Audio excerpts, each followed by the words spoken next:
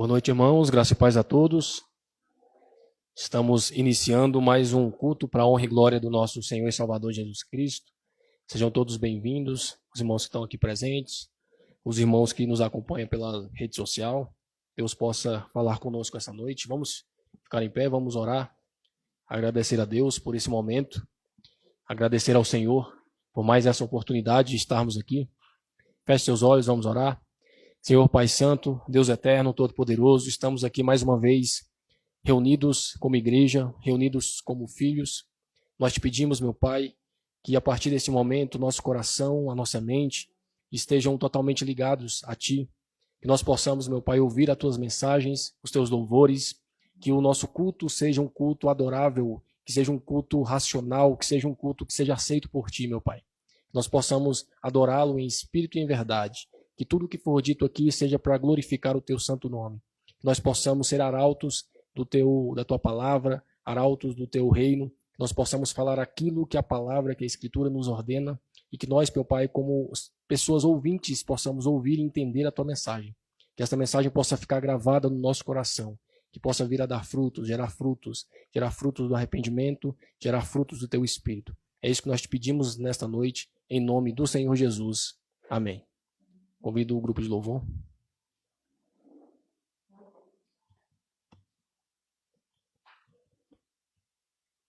Saúdo a igreja com a graça e a paz do Senhor, amém?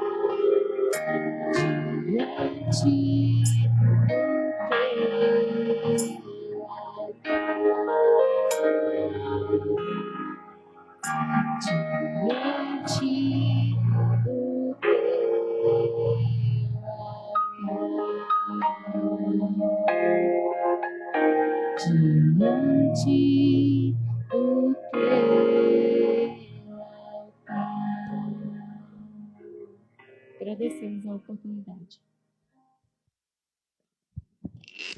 Amém, glória a Deus. Essa noite, o pastor Júnior vai trazer um tema bastante interessante em Romanos, multiplicidade da unidade em Cristo, ligado ali à unidade em Cristo e à sua multiforme graça, os seus multiformes dons, os seus variados tipos de talentos que ele distribui para nós, né? E hoje nós vamos fazer uma breve reflexão também sobre esse tema, só que na carta aos Efésios. Então convido aos irmãos a abrirem comigo Efésios, capítulo 4, para nós fazermos aqui uma breve reflexão sobre esse tema. Efésios, capítulo 4, verso do 1 ao 6. Essa carta já foi exposta aqui na igreja, nós já conseguimos fazer o estudo dela completo, mas esse tema que o pastor Júnior vai trazer essa noite está ligado muito aí a esses versos, esses 6 versos aí do capítulo 4. E para nós introduzirmos aqui, nós sabemos que a gente tem vivido em dias em que a unidade da igreja ela é frequentemente confundida com uma uniformidade superficial ou alianças, muitas vezes pragmáticas, muitas vezes a gente fala sobre o ecumenismo, né, trazendo como uma unidade, uma espécie de só uma igreja, de só uma fé. E isso é entendido muitas vezes de forma equivocada. As escrituras elas vêm nos apresentar que realmente existe somente uma fé, existe somente um Espírito, existe somente um Senhor, que nós vamos ver aqui, existe somente um povo de Deus. Porém, esse povo, essa fé, essa unidade que está em Cristo, esse corpo de Cristo, ele tem fundamento em uma fé verdadeira, em uma única pessoa, em um único símbolo de fé, né? E o que nós vemos hoje em dia é uma frequente vontade de união entre diversas religiões, diversos segmentos, diversas formas de unidade, e que, na verdade, isso se traduz em alianças, muitas vezes pragmáticas, errôneas, e um ecumenismo que não é bíblico, né? Então, dentro desse escopo, em Efésios capítulo 4, verso do 1 ao 6, aí, que nós vamos ler de forma reflexiva, de forma introdutória, o apóstolo Paulo aqui vai mostrar com clareza que existe um vínculo para ter essa unidade, existe um vínculo principal para existir essa unidade, que essa unidade ela não é produzida somente por homens, com vontade própria em unir várias fés, né? Em unir várias formas de fé, em unir várias formas de religião, mas existe um vínculo que é um vínculo do Espírito, que nos faz ser preservados no corpo de Cristo.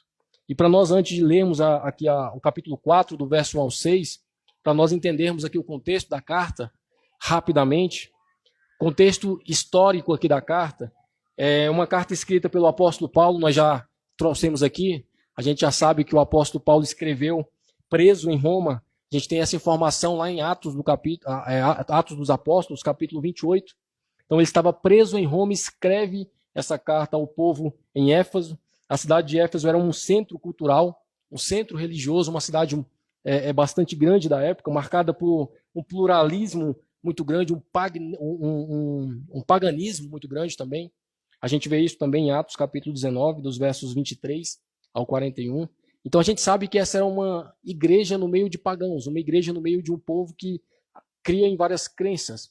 E Paulo escreve mostrando que havia uma unidade, principalmente aqui nesse capítulo 4, nesses versos, que havia uma unidade em Cristo Jesus, que mesmo aquela igreja estando naquela situação, naquele povo, no meio daquela região, aquela igreja estava unida em Cristo Jesus às demais igrejas por uma só fé.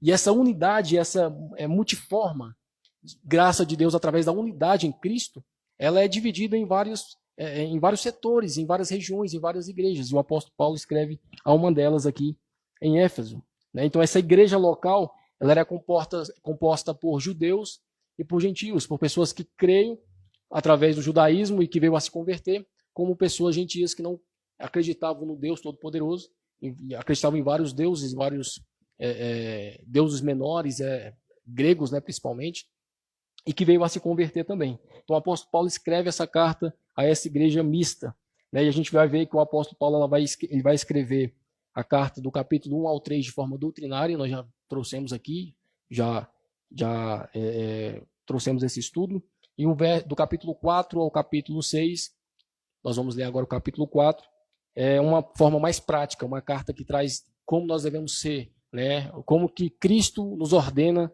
a praticar a sua vontade. Então esse capítulo 4 ele vai iniciar justamente a sessão prática. Então ele começa a dizer como a igreja deve se portar. Ele não só ensinava de forma teológica, como também ele ensinava a forma prática de como nós devemos nos portar diante da igreja, diante do povo. Nós sabemos aqui que esta carta ela é centrada na teologia, na doutrina da união com Cristo, na doutrina da eleição no capítulo 1, na doutrina da igreja una em Cristo, a união com Cristo no capítulo 2 e 3. Ela traz ensinos sobre o marido, sobre a esposa, sobre os filhos. Então, dentro do escopo teológico, o apóstolo Paulo fala de vários temas, mas a unidade em Cristo Jesus é central aqui. A unidade da igreja em uma só fé, em um só batismo, em um só Senhor, um só Deus e uma só igreja, principalmente, dividida em várias regiões, ela é central principalmente aqui nesses versos de 1 ao 6. Então vamos ler os versos e rapidamente vamos explanar um pouco aqui para a gente não tomar muito tempo da pregação do pastor Júlio. Capítulo 4, verso 1 ao 6 diz assim: Portanto eu, o preso do Senhor, rogo-vos que andeis como é digno da vocação com que fortes chamados, com toda humildade, mansidão, longanimidade, suportando-vos uns aos outros em amor, procurando guardar a unidade do Espírito pelo vínculo da paz. Há um só corpo e um só Espírito, como também fostes chamados a uma só esperança da vossa vocação. Um só Senhor, uma só fé, um só batismo, um só Deus e Pai de todos, o qual é sobre todos e por todos e em todos. Amém?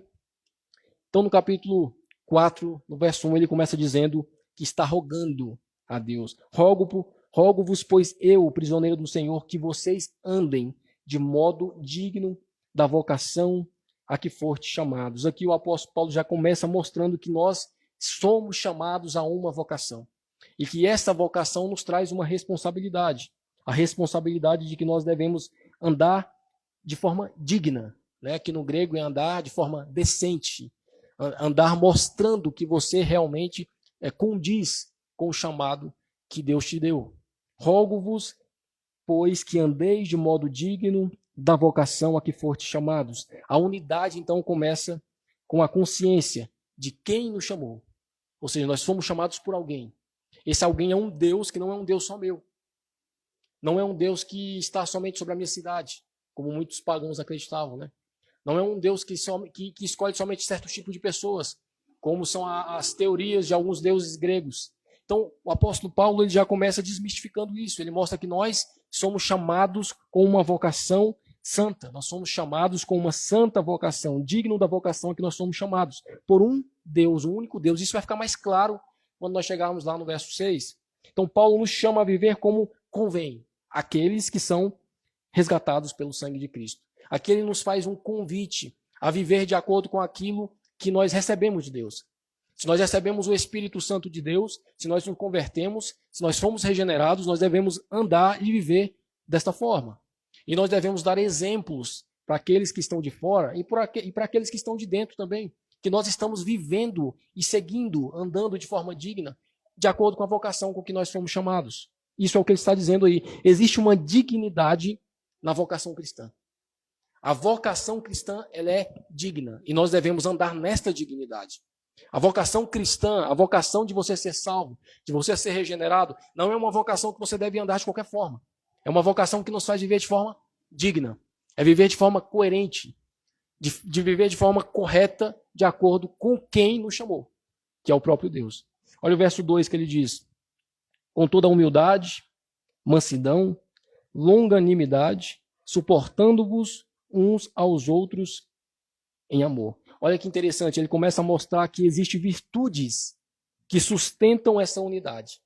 Existem algumas coisas que nos fazem estar conectados, ligados e nos mantêm em unidade. Ele vai mostrar com toda a humildade e mansidão. Ele traz aqui duas características, duas virtudes cristãs que são frutos dados pelo Espírito Santo. Humildade, mansidão, longanimidade. Aí ele mostra no finalzinho do verso, suportando-vos uns aos outros em amor. E esse suportando-vos uns aos outros em amor vai mostrar que existe uma unidade, e essa unidade não é você estar ligado, conectado e com pessoas perfeitas somente. Não é você viver com cabeças que pensam igual a você o tempo todo. Não é você estar conectado e ser uno com Cristo mesmo, com quem é muitas vezes fardo para você. Muitas vezes pessoas que você precisa suportar. E suportando-vos uns aos outros em amor, é você suportando aquela pessoa da forma que ela é. Porque ela foi chamada com a santa vocação e ela é digna disso, assim como você foi. É o que ele está dizendo aí. A humildade, ela é contracultural, ela passa a cultura. A gente sabe o que é ser humilde desde a época de Cristo, desde a época de Paulo, desde a época do povo em Efésios até hoje. Você sabe o que é ser humilde. A mansidão, nós sabemos também, já falamos sobre isso, não é ser fraco, não é ser submisso, é você ser forte, mas ter controle sobre a sua força. É você ser uma pessoa que, apesar de você você ser forte, apesar de você ter muitas vezes esse ímpeto humano, você ter controle sobre isso. Isso é ser manso, né? Não é ser tolo, não é ser submisso o tempo todo, não é ser uma pessoa boba, né? Muitas pessoas acham que ser manso é ser isso. Não, Cristo não era assim. E Cristo era manso e humilde de coração, né? Perceba, ser humilde e manso é você estar imitando a Cristo.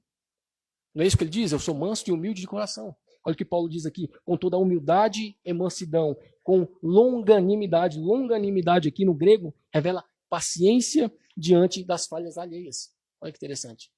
Longanimidade é você ter paciência e sempre estar paciente em meio às falhas do seu próximo. E aqui seu próximo é qualquer pessoa que não seja você. É dentro de contexto de igreja, de uno, né? de se você está conectado com Cristo. Então a unidade cristã aqui não é mantida com uma uniformidade imposta, por exemplo. Não, mas é mantida com o coração moldado por Cristo, porque ele é manso e humilde. Ele nos suportou os nossos pecados no madeiro. Né? E aqui Paulo chama cada um de nós a sermos manso e humilde e suportarmos uns aos outros em amor, assim como Cristo fez. Por quê? Porque nós temos uma santa vocação, que é o que ele diz no verso 1. E nós somos dignos para andar nela, dessa dignidade que nós fomos chamados. Então, sem essas virtudes aqui, essa unidade que nós temos em igreja, essa unidade, ela se torna impossível. Você não tem unidade com o corpo de Cristo se você não tiver humildade. Se você for soberbo, se você se sentir superior ao próximo. Você não terá unidade em Cristo Jesus e com a igreja se você não for manso, se você for um pavio curto, se você se estoura por qualquer motivo. Você não terá unidade com o próximo e com a igreja se você não for longânimo. Ou seja, se você não suportar com paciência as falhas das pessoas. Qualquer falha, você condena a pessoa. Qualquer erro, a pessoa é digna de morte, é digna de repúdio. Então nós não somos longânimos. E Paulo está nos chamando a sermos longânimos, sermos humildes, sermos mansos, como o próprio Cristo foi, suportando-vos uns aos outros em amor. Olha o verso 3, ele vai dizer, esforçando-vos diligentemente por preservar, aí a chave do versículo aí, por preservar a unidade do Espírito no vínculo da paz. Interessante, né? Porque aqui o apóstolo Paulo ele nos chama a uma responsabilidade. Muitas vezes a gente já ouviu falar isso aqui, a gente não pode se cansar de falar, mas a gente acha que quando a gente se converte e o Espírito Santo ele muda a nossa vida, ou quando a gente se batiza e a gente tem o nosso coração transformado, nós achamos que nós paramos de ser humano e nos tornamos angelicais, santos, né? Nós paramos de ser pessoas mortais e nos transformamos em pessoas totalmente santas. E nós achamos que não teremos tristezas, não teremos decepções, será fácil suportar as pessoas, a raiva, o ódio que tem no nosso coração vai desaparecer, os medos que nós temos vai desaparecer, nós achamos que é assim. Nós convertemos, saímos de um patamar e fomos para uma prateleira superior. Né? O mundo acha que é assim. Eu me converti, então eu saí dessa prateleira inferior e me tornei um ser humano melhor, um super-humano. E não é assim que a Bíblia nos apresenta. A Bíblia nos apresenta uma conversão genuína e um transformar durante a vida. Mas nós temos que suportar uns aos outros. Isso é responsabilidade nossa. Nós temos que nos esforçar para continuar andando nesse caminho correto. Porque senão nós tropeçaremos e entristeceremos o Espírito Santo. O próprio apóstolo Paulo vai trazer aqui. Olha o verso 4. Esforçando-vos diligentemente. O esforço tem que ser diligente, tem que ser seu. Diligentemente por preservar a unidade. Vocês são unidos em Cristo Jesus. Nós somos batizados em um só corpo, que é Cristo. Nós somos batizados em um só Espírito, que é Cristo. Nós temos um só Senhor, que é Cristo. Um só Deus, que é Cristo. Mas nós precisamos preservar o vínculo da paz através da unidade. É isso que ele está dizendo. Nós precisamos preservar isso. E como é preservar? Suportando-vos uns aos outros em amor. Esforçando para que essa paz continue no meio de nós. No meio do povo. No meio da igreja. Esforçando-vos diligentemente por preservar a unidade do Espírito no vínculo da paz. O verbo aqui, esforçando, implica urgência. Implica compromisso ativo. É sua parte fazer isso. Você precisa se esforçar para manter um vínculo da unidade do Espírito entre você e seu irmão. O vínculo da unidade do Espírito entre você e sua igreja. Entre você e o povo que se diz verdadeiro cristão. A unidade aqui ela é do Espírito, perceba. Unidade do Espírito. Unidade do Espírito por quê? Porque é dada por Ele. Essa unidade, esse do Espírito mostra a posse. A posse do Espírito é a unidade. O texto está mostrando isso. Então a unidade ela é do Espírito. Ela pertence ao Espírito Santo. E ela é dada por Ele. Mas precisa o quê? Ser preservada por nós. O dom é do Espírito. Mas nós precisamos trabalhar com os dons que Deus nos dá. Para que os frutos possam aparecer. Para que as obras possam aparecer. Por isso que ele diz que a unidade do Espírito. O dono da unidade é o Espírito Santo. Mas a responsabilidade de preservação desta unidade é de cada um de nós que se diz cristão. E aqui o apóstolo Paulo pede que nós esforcemos-nos para preservar essa unidade no vínculo da paz. O vínculo da paz ela deve nortear o cristão. A paz ela deve nortear o caminho do cristão. Nós devemos viver em paz uns com os outros. Nós devemos viver em paz para com os nossos próximos. Né? E aqui eu não estou dizendo que nós devemos viver em paz com o pecado, mas sim com os próximos, com o cristão, com aqueles que partilham a fé genuína. Então a unidade espiritual aqui, ela já existe entre os salvos. Nosso chamado não é criar essa unidade. Está conseguindo identificar isso? Aqui o apóstolo Paulo não está mostrando que eu e você precisamos criar a unidade. O apóstolo Paulo está mostrando que nós precisamos preservar essa unidade que já foi criada, porque é do Espírito Santo. Então, a partir do momento que você crê em Jesus, você automaticamente tem um vínculo da unidade. Lembra que Cristo diz assim para os seus apóstolos? Eu quero que vocês sejam um, como eu e o Pai somos um. Isso é unidade. Eu quero que vocês estejam juntos e sejam um, assim como eu e o Pai somos um. Jesus e Deus é um só? Não. Jesus é Deus e Deus é Deus. Ali existem duas pessoas, duas divindades. E ele está mostrando que há unidade entre eles, há uma essência única entre eles. E ele quer que nós, como igreja, tenhamos isso. Por isso que a nossa função não é criar unidade. A nossa função é errada, como eu disse no início, achando que ter um mundo onde as religiões se juntam, onde existe o ecumenismo, onde vamos nos juntar para ter somente uma fé, uma só religião. Isso é a unidade criada pelo homem. Não é a unidade criada pelo Espírito. A unidade é criada por Deus. A partir do momento que você se converte, você é enxertado, você é colocado no corpo de Cristo, e você é um com Ele e um com os seus irmãos. Então a nossa obrigação não é criar a unidade. A nossa obrigação é preservar a unidade que nós já temos em Cristo. Por isso que haverá sim, nos últimos tempos, um povo querendo um ecumenismo, uma só religião. Mas isso é uma criação do ser humano. Não é uma criação do Espírito. Porque nós já somos únicos em Cristo. A nossa fé verdadeira já é única. Em todo cristão do outro lado do mundo, no Japão, na China, em qualquer lugar que esteja, Se ele crê no mesmo Cristo, eu e esse cristão que não conheço, nós somos unidos e somos únicos em Cristo Jesus. É isso que o apóstolo Paulo está escrevendo a essa igreja. Mas nós precisamos preservar no vínculo da paz essa união. Então, o crente não é um espectador só dessa unidade.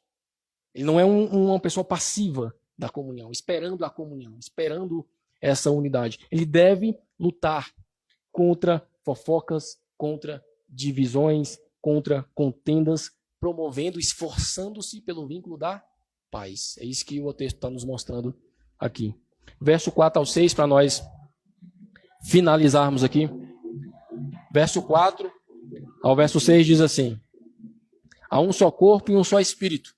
Agora o apóstolo Paulo, ele vem fundamentar o que ele já está dizendo, mas ele vem mostrar que existe só um de forma única, de forma unitária, né, em unidade, um Deus, um Senhor, uma fé, um corpo, um espírito.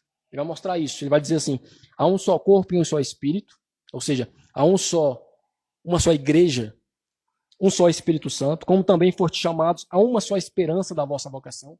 Ou seja, nós somos chamados a uma só esperança do nosso chamado, ou seja, existem diversos dons, mas cada um tem um. E essa esperança que nós temos, todos nós temos a mesma esperança, ou seja, uma única esperança, que é vida eterna, salvação, que Cristo voltará. Ele vai consumar todas as coisas nele próprio. Foste chamados a uma só esperança da vossa vocação. Aí ele vai dizer um só Senhor, ou seja, um só Cristo, uma só fé, que é a única fé que salva, em Cristo Jesus, um só batismo, batismo verdadeiro, um só Deus e Pai de todos, um só Deus que nós cremos, que o Deus criador de todas as coisas, o qual é sobre todos, age por meio de todos e está em todos. Aqui, nesse verso aqui, ele traz algumas coisas interessantes. Primeiro, ele traz um fundamento de trindade. Ele vai mostrar que, como unidade, está um só Senhor, um só Espírito e um só Deus. Percebeu aí? Um só corpo e um só Espírito. Ele está falando do Espírito. Um só Senhor, ele está falando de Cristo. E um só Deus e Pai de todos, que é o próprio Deus. Aqui ele está mostrando que existe uma trindade. Espírito, Senhor e Deus. Ele traz alguns elementos que parecem ser separados, mas ele traz comunidade. Ele vai dizer corpo, Espírito, esperança, Senhor, fé, batismo, Deus. Ele está mostrando que existe tudo isso, porém tudo isso é um só. Existem várias coisas que a gente lendo, a gente na nossa mente limitada, vai identificar como coisas separadas, mas está mostrando que é um só. Você tem só um Senhor, que é Cristo. Você tem só uma fé, que é a fé em Cristo. Você tem só um batismo, que é o batismo em Cristo Jesus, que a gente vai aprender com o pastor Rafael em 1 Coríntios, que é o batismo no Espírito Santo. Você tem uma só fé, um só batismo. Você vai ter só um Deus, que é Deus, criador de todas as coisas. Você vai ter só uma esperança, que é a esperança de vida eterna que cada um de nós aguardamos, a vinda de Cristo Jesus para nos salvar. Então perceba, esses elementos todos focam somente na unidade, em uma coisa só. Então a unidade da igreja, ela não vai nascer, irmãos, de afinidades culturais nunca. A unidade da igreja, ela não vai nascer nunca de pessoas querendo que a igreja de forma física se una e as suas doutrinas se unam e os seus ensinamentos se unam. Isso não é unidade. Não devemos confundir.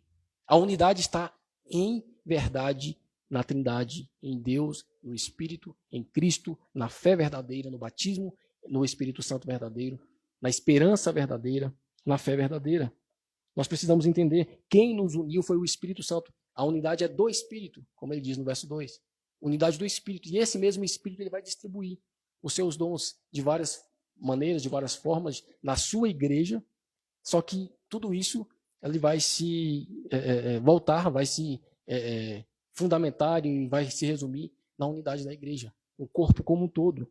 Né? Então, cada doutrina mencionada ela é um pilar da comunhão cristã. Cada ensino bíblico ela vai demonstrar o foco na mesma coisa de sempre, que é Cristo. Se você estuda uma doutrina diferente, doutrina A e uma doutrina B, essas duas doutrinas elas devem falar da mesma pessoa, que é Cristo, que é Deus, que é o Espírito. Você tem vários ensinos, mas esses ensinos diferentes, eles têm que refletir a Cristo Jesus. Então, a unidade da igreja está nisso. Está em todos nós falarmos a mesma língua, para o mesmo Senhor, para o mesmo Deus, para o mesmo Espírito. E por mais que somos pessoas diferentes, corpos diferentes, Nós estamos conectados num único e somente corpo, que é o próprio Cristo Jesus. E aí a gente consegue identificar o tema desta noite, a multiplicidade da unidade que o pastor vai trazer. Porque, embora dentro desse contexto aqui haja uma só fé, embora haja aqui um só batismo, tudo isso vai se expressar de formas diferentes dentro da igreja, com dons diferentes, com talentos diferentes, com pessoas diferentes, com etnias diferentes. Por isso que é a multiplicidade da unidade. Existe uma unidade e essa unidade ela é vista de várias formas dentro da igreja de Cristo. Né? Lá em 1 Coríntios, capítulo 12, o apóstolo Paulo escrevendo, ele vai dizer que existe uma diversidade de dons. Ou seja, existem muitos dons dentro da igreja. E esses dons são dados de acordo com o que Deus quer. Mas o povo é um só. O Espírito que distribui esses dons é um só. Os dons é um só em Cristo Jesus. Né? O fruto dos dons. Para nós finalizarmos aqui aplicações bem rápidas. Primeira aplicação que eu posso entender desse texto é que nós devemos combater a divisão carnal. A divisão da igreja de forma carnal. Os irmãos que se dividem de forma carnal e não entendem a unidade do Espírito Santo. Nós precisamos ver que suportar não é apenas tolerar, como nós falamos aqui, mas é amar com paciência, com longanimidade. Onde há amor, existe espaço e esperança para perdão, para crescimento, e é isso que o apóstolo Paulo está aqui nos ordenando. Outra aplicação é que nós devemos orar pela unidade teológica centrada sempre em Cristo. Porque por mais que existem várias e várias igrejas, a fundamentação correta tem que ser a centralidade em Cristo Jesus. E a centralidade em Jesus Cristo que vai mostrar que eu estou em unidade com Ele, em unidade com o Espírito Santo, em unidade com o próprio Deus. Então nós devemos orar por ter essa unidade teológica, esse entendimento verdadeiro de que existe somente um Deus e uma fé verdadeira. E nós devemos entender que a diversidade dentro da igreja, ela produz riqueza e não ameaça. Mas dentro da igreja, com os dons, e não com os ensinamentos errados, não com a igreja que pregam coisas erradas, mas com a mesma igreja em vários locais que prega a centralidade em Jesus Cristo. Então a unidade cristã ela é uma joia preciosa. Ela é pregada pelos apóstolos, ela é pregada pela igreja como algo que deve se manter. Que nós devemos nos esforçar para manter esse vínculo, porque é um dom do Espírito que dá para cada um de nós, para que nós tenhamos comunhão uns com os outros e com o próprio Senhor. Ela é múltipla, sim, de várias formas, com vários dons, com vários talentos, mas ela é única em Cristo Jesus. Então existe sim uma multiplicidade de unidade. Existe sim nós somos únicos em Cristo Jesus, mas esta unidade em Cristo Jesus, ela é apresentada de várias formas, com vários talentos, com vários dons. O foco sempre em Cristo, em Deus e no Espírito Santo. Então a unidade da fé, ela é, como diz Calvino, ela é o vínculo ou o elo invisível que vai ligar todos os filhos de Deus. Ou seja, é um vínculo onde nós não enxergamos e que nos liga, todos nós que somos filhos de Deus, ao próprio Deus. E onde quer que Cristo seja conhecido e invocado como Salvador, ali existe uma igreja verdadeira, ali existe uma comunhão verdadeira e ali existe uma unidade verdadeira. Então, que a igreja de Deus, em meio a um mundo dividido ou a um mundo que queira juntar muitas religiões em uma só, de forma equivocada e errônea, que essa igreja do Senhor ela se mantenha firme na unidade verdadeira, na unidade de Cristo, na unidade do Espírito Santo, vivendo a palavra todos os dias, em meio a esse mundo dividido, que nós sejamos um sinal vivo, né? Que nós sejamos lâmpadas, nós sejamos candeias, e onde as pessoas nos enxergam como formas diferentes, de pessoas diferentes, mas que crê no mesmo Deus, sustenta a mesma doutrina e tem fé no mesmo Jesus. Amém? Eu agradeço a oportunidade, convido o grupo de louvor. Logo após, o pastor Júnior vai estar orando e vai estar trazendo a palavra.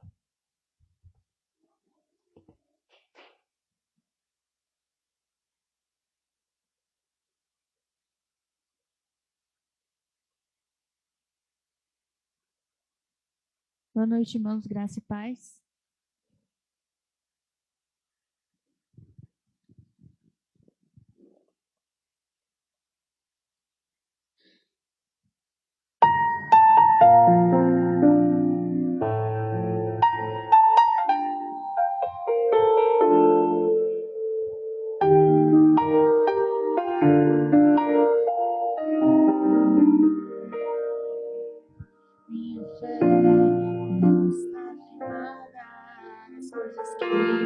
podes fazer. Eu aprendi a te adorar pelo que és. Dele veio sim o amém, somente dele mais ninguém. A Deus seja o se Deus fizer, Ele é Deus. Se não fizer, Ele é Deus. Se a porta abrir, Ele é Deus. Mas se fechar, continua sendo Deus. Se passar, Ele é Deus. Se curar, eu vou. Ele é Deus. Se tudo der certo, Ele é Deus. Mas se não der, continua sendo Deus. Minha fé não está firmada nas coisas que podes fazer. Eu aprendi a te adorar pelo que és. Dele veio sim o amém, somente dele mais ninguém. Seja se Deus fizer, Ele é Deus. Se não fizer, Ele é Deus. Se a porta abrir, Ele é Deus. Mas se fechar, continua sendo Deus. Que passar, Ele é Deus. Se curar, eu vou. Ele é Deus. Se tudo der certo, Ele é Deus. Mas se não der, continua sendo Deus. Eu não adoro pelo que Ele faz, eu adoro pelo que Ele é. Haja que eu sempre ser a Deus. Eu não adoro pelo que Ele faz, eu adoro pelo que Ele é. Haja que eu sempre ser a Deus. Se Deus fizer, Ele é Deus. Se não fizer, Ele é Deus. Se a porta abrir, Ele é Deus. Mas se fechar, continua sendo Deus. Sabe, Ele é Deus. Se curar, eu vou. Ele é Deus. Se tudo der certo, Ele é Deus. Mas se não der, continua sendo Deus. Ainda segunda oportunidade.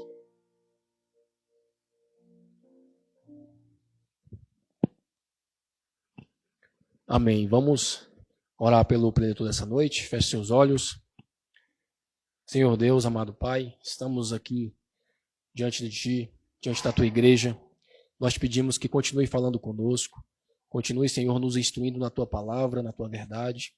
Que o pastor Júnior, meu Pai, possa trazer uma palavra que vá ao nosso coração, que nós possamos entender, que o Teu Espírito Santo, meu Pai, abra os nossos olhos espirituais, o nosso coração, os nossos ouvidos, para que a gente possa ouvir, entender, compreender e guardar no nosso íntimo.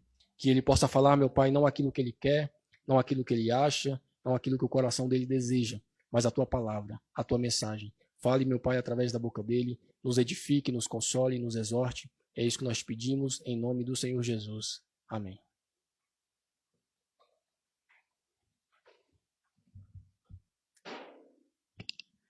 Bem, boa noite, igreja, graças e paz. Bom, hoje nós vamos continuar no capítulo 12 da carta de Paulo aos Romanos. Na pregação anterior, nós lemos o verso 1 e 2. Não sei se os irmãos se recordam. Paulo, no verso 1 e 2 do capítulo 12, ele falou acerca de nós oferecermos o nosso corpo como sacrifício vivo, santo, puro e agradável a Deus. E esse seria o culto racional que Deus recebe, que Deus agrada. também ele falou que nós não deveríamos nos conformar com os moldes desse mundo, não deveríamos nos deixar ser moldados por este mundo. Mas, pelo contrário, nós deveríamos ter uma mente renovada, né? Para que nós possamos experimentar a boa e perfeita, agradável vontade de Deus em nossas vidas.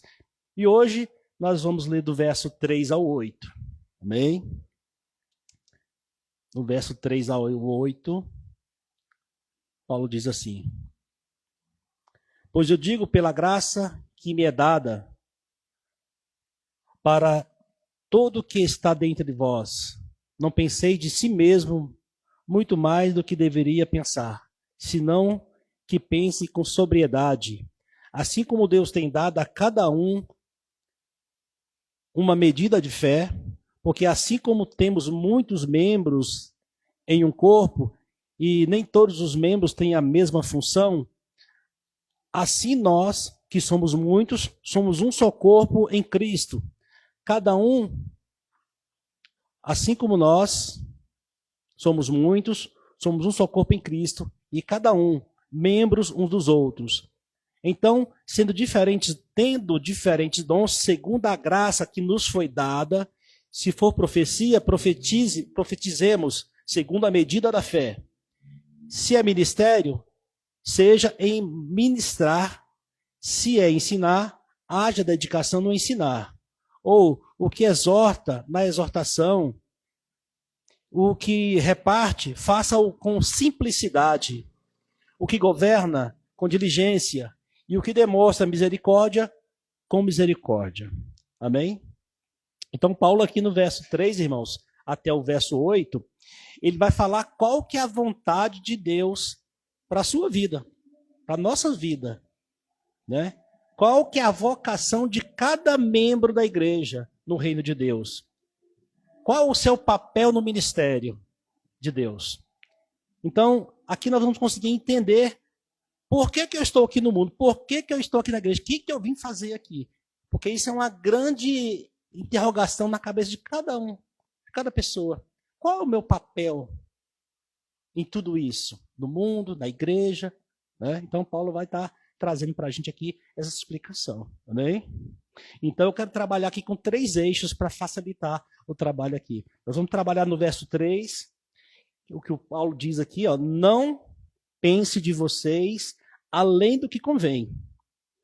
No verso 4 e 5, nós vamos falar sobre a analogia que Paulo está fazendo aqui com o corpo humano. Ele faz isso de uma maneira para que a gente possa assimilar melhor. E Paulo é craque, né? Você sabe que Paulo é o cara que escreveu as maiores cartas na Bíblia. A carta de Paulo aos Romanos é uma carta que transforma qualquer pessoa, irmão. Se você ler, estudar, se você ouvir a carta de Romanos, como nós estamos fazendo, ela vai despertando nossa mente para o verdadeiro evangelho, para qual o propósito de Deus nas nossas vidas. E esses misticismos, essa enganação que o falso evangelho traz para o mundo, cai por terra. Então, assim, quando a gente fala em dons espirituais, as pessoas trazem tudo isso para o olhar humano e faz esse alvoroço que está nas igrejas hoje, trazendo as pessoas vivendo um engano, um sufisma, né? Uma religião que não existe. E no verso 6 até o 8, nós vamos mostrar como nós devemos exercer esses dons de uma maneira sadia, de ponto que agrade a Deus. Amém? Então nós vamos começar aqui no verso 3.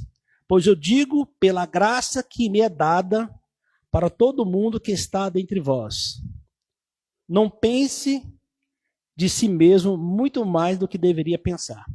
Então Paulo começa assim: pois eu digo pela graça que me é dada. Essa graça que Paulo está falando aqui não é a graça da salvação, não é essa graça. Se você for lá no capítulo 1, nós já vimos sobre isso, ele vai falar que graça é essa. Se você quiser, vamos dar um pulinho lá no capítulo 1, para você entender o que o Paulo quer dizer aqui. Ó, no capítulo 1 da carta de Paulo aos Romanos, no verso 5 diz assim: pelo que nós recebemos a graça e o apostolado para a obediência da fé entre todas as ações pelo seu nome. Então, Paulo está falando aqui da autoridade, da graça que ele recebeu de Cristo. Então, com essa autoridade de apóstolo que ele traz esse ensinamento. É isso que ele quer dizer. né? Ou seja, com essa autoridade, com essa graça que me foi dada para todo mundo que está dentre vós. Não penseis de si mesmo muito mais do que está querendo, do que deveria pensar. Então, Paulo pega essa mensagem e individualiza. Ele fala para cada pessoa que está sentada na igreja. Ele não fala para a igreja no contexto geral. Ele fala de uma maneira individual. Então, você que está ouvindo essa mensagem, você tem que avaliar quem é você dentro da igreja. Qual é o dom que você tem, que você recebeu de Deus? Porque uma vez que você foi chamado, foi eleito, e através dessa eleição você foi convertido ao cristianismo, Deus capacitou através do Espírito Santo cada um com um dom. E não existe nenhum membro da igreja de Deus que não tenha dom, irmãos. Não existe isso. Se você é um convertido, se você é um cristão eleito, você tem um dom. Porque esta é uma das marcas do verdadeiro cristão. São os dons. Então, Paulo ele pede para que nós analisemos, para que a gente não pense além disso, além da fé que nos foi posta. Olha bem, não pense de si mesmo muito mais do que deveria pensar. Então, o que Paulo quer dizer com isso? Nós devemos pensar o seguinte, por exemplo, se você avaliar aqui no finalzinho, no verso 8, ele vai trazer uma lista de 7 dons. Né? Ele trouxe como exemplo, porque existem dezenas de dons. Por exemplo, ele falou aqui sobre profecia, sobre ministério, ensino, exortação, sobre repartir, sobre governo e sobre misericórdia. O cristão, de um modo geral, todos eles têm a obrigação de ter esses dons no seu íntimo, porque ele nasceu de novo, ele se tornou uma pessoa espiritual. Por exemplo, o dom de ministério, de servir, é para todo mundo, todo cristão. Mas aquele que tem um chamado, isso é mais apurado. Vocês conseguem entender? Por exemplo, eu quando venho para a igreja, eu gosto de cantar, eu gosto de louvar, só que eu não sei cantar. Se meu copo botar aqui na frente é vergonha, mas eu gosto.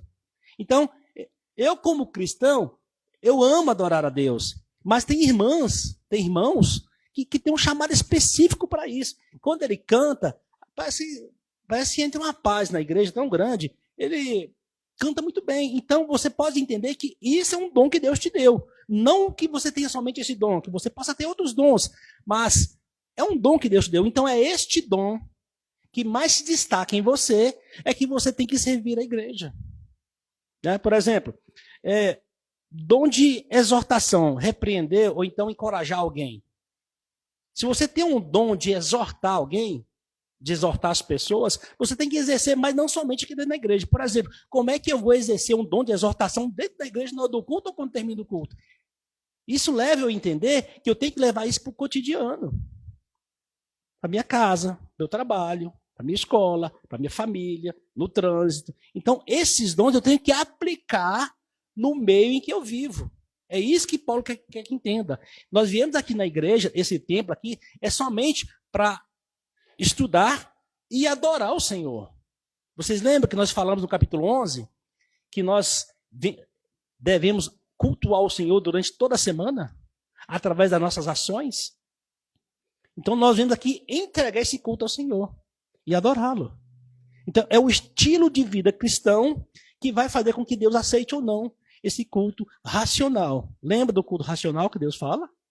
Nós devemos ter um culto racional. Suplico-vos, pois, irmãos, pela misericórdia de Deus, que apresenteis o vosso corpo em sacrifício vivo, santo, agradável a Deus, que é o vosso culto racional. Lembram? Então, o primeiro eixo aqui, nós temos que pensar de nós nada além do que nós temos fé. Mas, irmãos, tem um problema também. Às vezes o irmão tem um dom e a igreja toda sabe. Por exemplo, a irmãzinha, ela canta muito bem. Aí você fala, ela está de parabéns. Quando você canta, meu coração chega a dar uma paz. Aí você, não, irmão, não para com isso. Irmão, você tem que aceitar o dom que Deus te deu. Você não é questão de ser orgulhoso. É questão de entender que você é uma ferramenta na mão de Deus e está sendo dado para a glória de Deus. Mas como o pastor bem disse lá em Efésios, com humildade, sabendo que tudo isso vem dele e é para a glória dele. Mas isso tem que ser aplicado entre nós, entre a igreja. entre o meio social em que nós vivemos. E isso parte do princípio que quando você se compara com uma pessoa que vive no mundo, que não tem esse entendimento, você é uma pessoa diferente e você é luz. Onde tem trevas, onde não tem entendimento, onde há escuridão. Essa é a diferença do cristão. Então, Paulo mostra aqui agora que o convertido, o chamado de Deus para cada um, não somente diz respeito à salvação, mas a receber e aplicar esse dom no seu dia a dia. E ele continua dizendo aqui: não pense de si mesmo mais do que deveria pensar, senão que pense com sobriedade, ou seja, com moderação, assim como Deus tem dado a cada um a medida da fé. Que medida da fé é essa, irmão? O que é medida da fé? Então nós temos que pensar de nós mesmos a medida da fé que Deus deu a cada um. O que é medida da fé? O que é fé? Fé é você ter certeza de algo que você não vê. Não é isso? Então a fé é um veículo, é o meio pelo qual você crê nas coisas de Deus. Por exemplo, nós estamos aqui reunidos em nome de Deus, na certeza de que, em espírito, Deus está aqui conosco. E nos chamou para um propósito. Então, esse é o veículo, é a fé. Então, você tem fé, você acredita de fato, de direito, que essa habilidade que Deus colocou no seu coração, você a faz bem, você faz perfeitamente, melhor do que outras coisas. Então, isso é um dom especial que Deus tem. E eu não posso comparar o dom de uma pessoa com outra, porque Deus dá capacidade para todo mundo. Uns têm mais capacidade e outros têm menos. Por exemplo, às vezes Deus chamou 2 irmãos para ensinar. Só que o dom de um irmão é muito maior do que o outro. Ele é mais capacitado para isso. Não significa que os dois, que o outro não tenha dom, sim. Mas é o chamado. Se você for ler a mensagem que o pastor trouxe lá no finalzinho, vai lá dizer que Deus chamou uns para apóstolos, uns para profetas, um para bispos, um para pastores. E aqui, na lista de Paulo, ele não está falando sobre esses dons. É por isso que no verso 4 e 5, ele vai fazer a analogia do corpo humano. Porque se você pegar um corpo humano, cada membro do corpo tem uma função. É isso que Paulo quer que a gente entenda. Não que um seja mais ou menos importante do que o outro.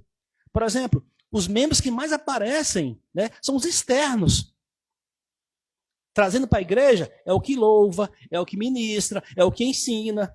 Mas isso não significa que os membros interiores não são tão importantes quanto os outros. Por exemplo, você não vê coração, você não vê fígado, você não vê pulmão, mas são importantes quanto os outros, como o olho, como a boca. Então, no contexto geral da igreja do Senhor, todos os membros têm a mesma importância, cada um com função diferente para que o todo funcione, que é a igreja do Senhor. Então, não existe melhor nem pior, mais nem menos. Todos são importantes para que o negócio funcione perfeitamente, para que o corpo funcione. É essa a ideia de Paulo aqui. Por exemplo, sem a minha mão, como é que eu alimento o meu corpo? Não tem como. É isso que Paulo quer que a gente entenda. Sem um irmãozinho que limpa a igreja, como é que o pastor vem? Sem o pessoal do louvor, ficaria vago o espaço. Então, assim, todos os membros têm que estar no seu lugar e tudo funcionando para que o todo dê certo. É isso que Paulo quer que nós entendamos aqui. Todo mundo tem a sua importância, mas você tem que saber qual é o dom especial, o dom, aquele mais, aquele plus, aquele up que você tem na igreja do Senhor. Por que eu falo isso? Porque, irmãos, na Bíblia não existe nenhum lugar que diz que nós fomos chamados para ficar sentados na igreja. Ou para ficar todos os domingos assistindo lá na internet. Pelo contrário, ela diz que nós devemos nos unir como igreja e congregar. Você vai olhar isso lá em Salmos, você vai achar isso lá em Hebreus, lá em Atos, tudo fala sobre isso. Nós temos que estar unidos como assembleia, como corpo de Cristo, ministrando uns aos outros, exortando uns aos outros, animando uns aos outros, ensinando uns aos outros. Esse é o corpo que funciona perfeitamente. Então, aquele irmãozinho que não vai para a igreja, só fica na internet, ou está desanimado, como é que pode se encaixar nesse contexto, nessa analogia de Paulo do corpo? Não existe um membro separado do corpo, então não é corpo, então não faz parte. Então você não entendeu o que é o evangelho. É isso que Paulo está trazendo para mim e para você. Nós temos que entender que o membro tem que estar no corpo, tem que estar na igreja, tem que estar congregando. É isso que Paulo está dizendo aqui. Porque assim como temos muitos membros em um só corpo, nem todos os membros têm a mesma função. Assim nós, que somos muitos, somos um só corpo em Cristo, cada membro uns dos outros. Sem dedos não existe mão. Sem mão o braço está incompleto. Como é que eu vou fazer as coisas? Não funciona, irmãos. Se o pastor Marconel, que trouxe a ministração agora para introduzir a mensagem da manhã, se ele não participasse, ficaria incompleto. Então, cada um tem que desenvolver o dom que recebeu do Senhor. É isso que Paulo está dizendo. E no capítulo 5 diz: assim nós que somos muitos, somos um só corpo em Cristo Jesus. Cada um membro, um dos outros. Então, tendo diferentes dons, segundo a graça, ou seja, o dom que nos foi dado. Se for profecia, profetizemos. Se for, profetizemos segundo a medida da fé. Ou seja, segundo aquela fé, aquela crença, aquele chamado, aquela habilidade que Deus te deu. E você crê nisso, você crê que você faz com perfeição. Por exemplo, quando nós estamos ministrando os estudos aqui nas quintas-feiras, o pastor Marconel traz, de uma maneira bem didática, de uma maneira bem profunda, isso é um chamado que Deus deu na vida dele. Isso não significa que outro irmão não possa fazer. Nem significa que outro irmão possa fazer igual. Uns irmãos podem dar um ensino muito mais profundo do que ele, ou não. Mas tudo isso é para a glória de Deus. Não significa que um seja mais importante do que o outro. Por exemplo, se eu não tenho a habilidade de ensinar na igreja, eu ensino no ônibus. Deus me chamou para ensinar. Eu ensino em casa. Assim como presidir. Para administrar a igreja do Senhor, existem pessoas que têm um dom específico. Mas se eu não posso administrar, dirigir a igreja do Senhor, lá no meu trabalho, eu posso fazer isso. Se eu sou, por exemplo, um consultor financeiro, se eu sou gerente de uma empresa, se eu sou o sócio de uma empresa, a direção que eu der lá vai ser focado no evangelho.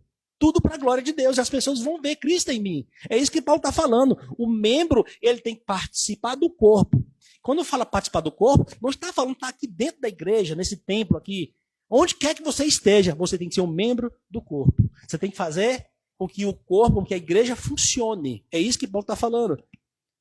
Eu não posso, irmãos, por exemplo, eu estou aqui na igreja, vou louvar a Deus aqui, fechou as portas, eu vou começar a tocar forró, dançar forró porque não, eu já fiz minha parte. Não existe isso.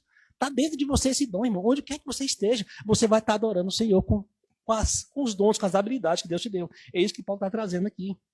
Nós temos que usar de uma maneira correta esse dom.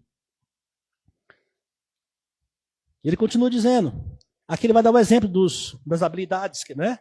De alguns dons. Profecia, ministério, ensino, exortação. Tem dom, irmãos, tem irmão que tem um dom de ajudar, de compartilhar, de repartir. A pessoa não pode pegar nada na mão que quer dividir com alguém. Vê um passando dificuldade lá, se condói, sente dor, sente angústia, tira da própria boca e leva. Isso é um chamado de Deus. Às vezes a gente fica com o coração apertado, mas aquela pessoa, ela sente uma dor pelo outro. Tem irmãos que Deus levanta ela financeiramente e ela não mede, ela não olha para o dinheiro, ela quer ajudar o outro. Ela sente bem em ajudar o próximo. Isso é uma chamada, isso é um dom que ela tem. Então, ela tem que exercer isso bem, sabendo que tudo isso é para a glória de Deus. Mas, só que, por exemplo, esse dom de ajudar, todos nós temos essa obrigação, porque nós que sustentamos o templo do Senhor, a igreja do Senhor, através das ofertas. Mas eu estou falando que aquele dom específico, aquela pessoa, a vida dela é ajudar os outros. Tem gente que tem esse dom, irmãos. Tem gente que tem um dom de misericórdia. Ela não pode ver um gato na rua que a pessoa está se doendo todinha. Quer pegar o gato, quer levar para casa, quer cuidar. Vê uma pessoa em situação de rua, parece que sente só no coração, fica desesperada. Então você tem que respeitar o dom daquela pessoa e não tentar se igualar a ela. Irmão, se eu não tenho dom para louvar, eu não vou louvar. Eu posso até participar um momento ou outro aí, sei lá, às vezes é necessário, mas assim, se eu não tenho que fazer isso. Eu fico no meu canto adorando a Deus. Porque eu não posso, se eu tenho um chamado para ser mão, eu não posso ser pé. É isso que Paulo fala. Se eu sou chamado para enxergar, eu não posso querer ouvir. Porque você não vai fazer uma coisa perfeita. Então, por isso que Deus chama cada um com um dom específico. Todos nós temos participação na igreja de um modo geral. Nós temos que ter misericórdia, nós temos que servir, nós temos que ensinar. Mas você tem um dom específico, cada um tem. Então você tem que buscar saber, se esforçar. Foi essa mensagem que o pastor trouxe lá em Efésios. Nós temos que nos esforçar para fazer com que esse dom ele apareça mais. E nos contentarmos com ele. Quando Paulo diz aqui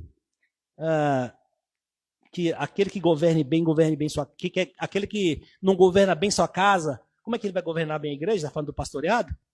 Isso é para você ter uma ideia do que ele está falando. Se a pessoa tem um dom de ministrar, de pastor, se a casa dele é uma bagunça, se o trabalho dele é uma bagunça, ele tem que parar e pensar, mas será que realmente eu fui chamado para ser pastor?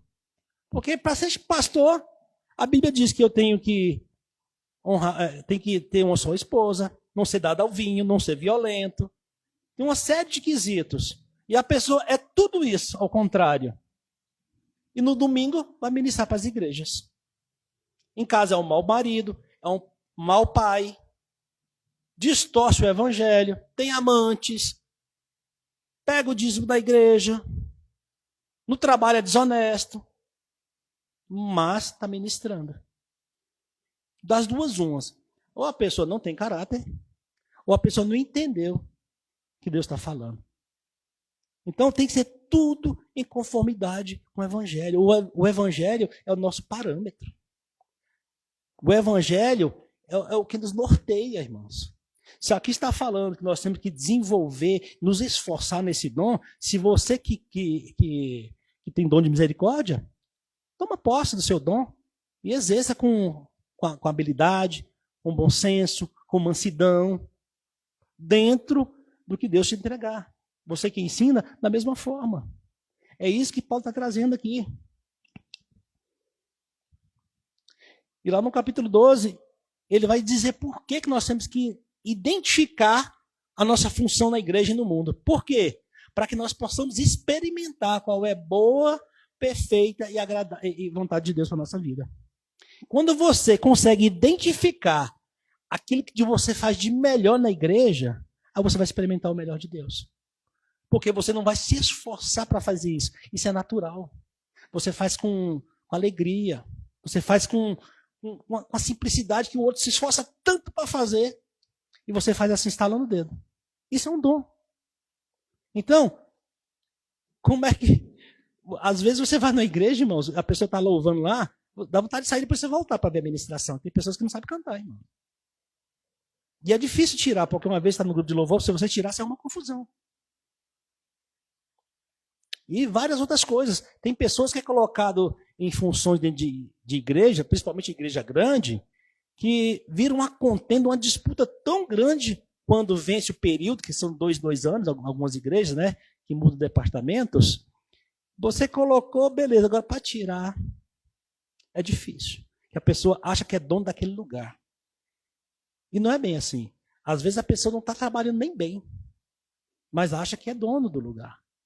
A igreja é do Senhor, nós temos apenas membros. E nós temos que saber qual posição nós jogamos nesse jogo, nesse time. Né? Quem tem um dom de louvar, que louve. Quem tem um dom de ensinar, que ensine. Quem tem um dom de exortar, que exorte. Quem tem um dom de profecia, que profetize. E tudo vai funcionar de uma maneira perfeita. É isso que Paulo traz para a gente. O que eu posso aprender aqui nessa mensagem rápida desses versículos de hoje? Primeiro, Deus tem uma vontade para cada um de nós, de maneira individual. Deus tem uma vontade para você especificamente, dentro da igreja. Deus não chamou você para ficar sentado na igreja ouvindo sermão. Porque isso não é membro.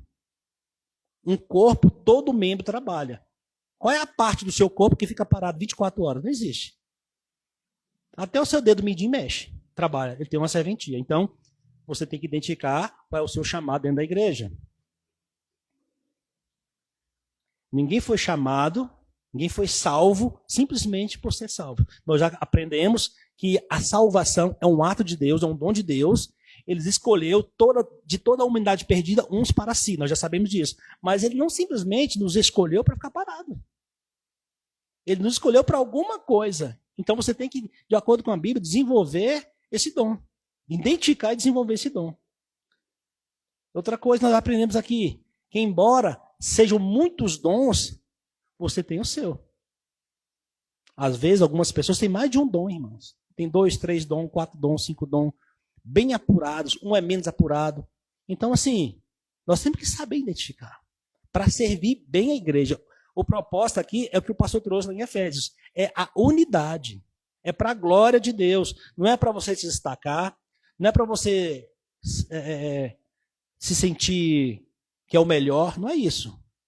É você pegar o melhor de Deus que te deu e devolver para ele em glória. Se eu vou louvar, eu vou louvar o meu melhor. Se eu vou ensinar, eu vou me esforçar em estudar, pesquisar, porque é esse chamado, essa vontade que ele colocou no meu coração. Geralmente, irmãos, ou normalmente, todos aqueles que têm um chamado para ensinar, eles amam ler e estudar, eles amam pesquisar, porque está no coração dele, Deus colocou isso. Então não adianta botar ele em outro lugar, que não vai funcionar bem. É isso que Paulo está trazendo aqui. E todos esses dons, eles estão ligados a Cristo. Para pensar. Se você louva, é para a glória de Deus. Se você ensina, é para a glória de Deus. Se você tem misericórdia do irmão, é para a glória de Deus. Se você quer ajudar sempre, é para a glória de Deus. Então, tudo está ligado a Jesus. Porque tudo vem dele, para ele e por ele. São todas as coisas. E tudo isso, resumindo, irmãos, é para quê? Para que a igreja cresça. Para que a igreja cresça. Se você voltar lá na ministração que o pastor trouxe, lá em Efésios, foi Efésios 4, né, pastor? Olha aqui, em Efésios 4, o que o pastor trouxe aqui, ó, no verso 11 diz: E ele mesmo deu alguns para apóstolos, alguns para profetas, e alguns para evangelistas, e alguns para pastores e professores, para o aperfeiçoamento da igreja, dos eleitos, dos santos. Então, todos esses dons é para que a igreja cresça, para que você se identifique qual é a sua função dentro da igreja, para que a igreja ela cresça não em tamanho, mas em sabedoria, em conhecimento, em glória. Porque uma igreja, o tamanho de uma igreja não se mede pela quantidade de membros, irmãos. Porque tem igreja que tem 10, 15, 20 mil membros aí, e você não ouve o evangelho lá. Você escuta tudo, menos o evangelho. É por isso que Jesus chamou poucos. Né? Mas todos aqueles que ele chamou, ele capacitou. E todo aquele que ele capacita, ele envia. E se você se sente chamado e foi capacitado, então desenvolva a sua fé.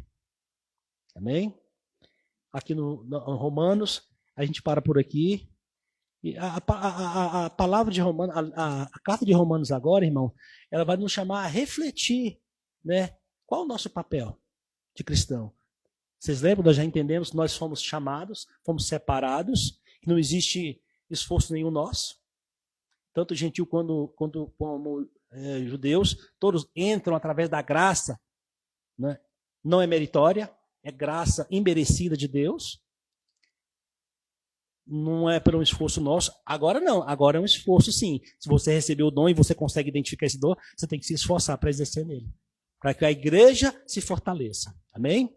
Eu agradeço a Deus pela oportunidade. Convido a equipe de louvor.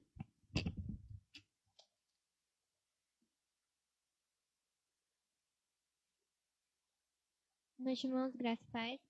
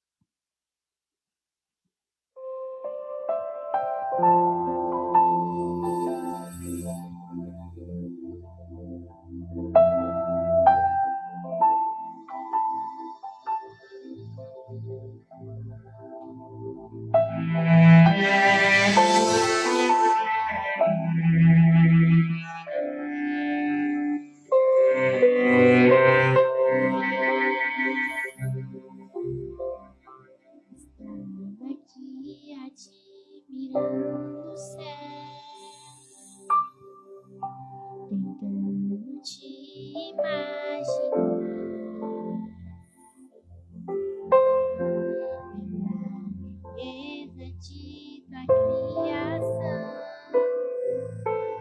Deus, me deu vontade de te ver. O Senhor deve ser tão lindo, de amor tão amável.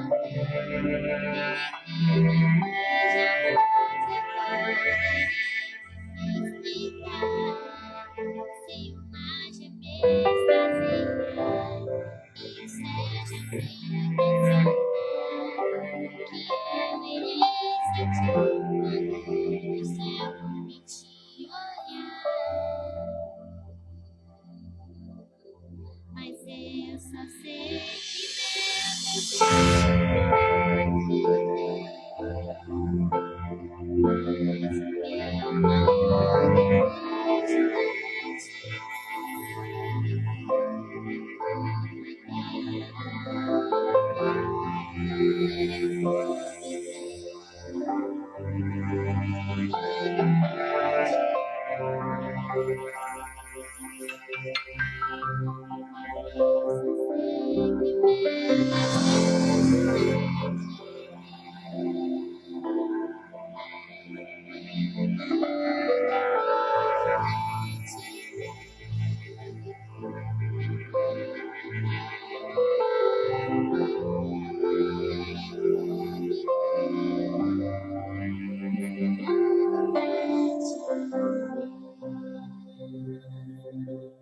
agradecemos a oportunidade.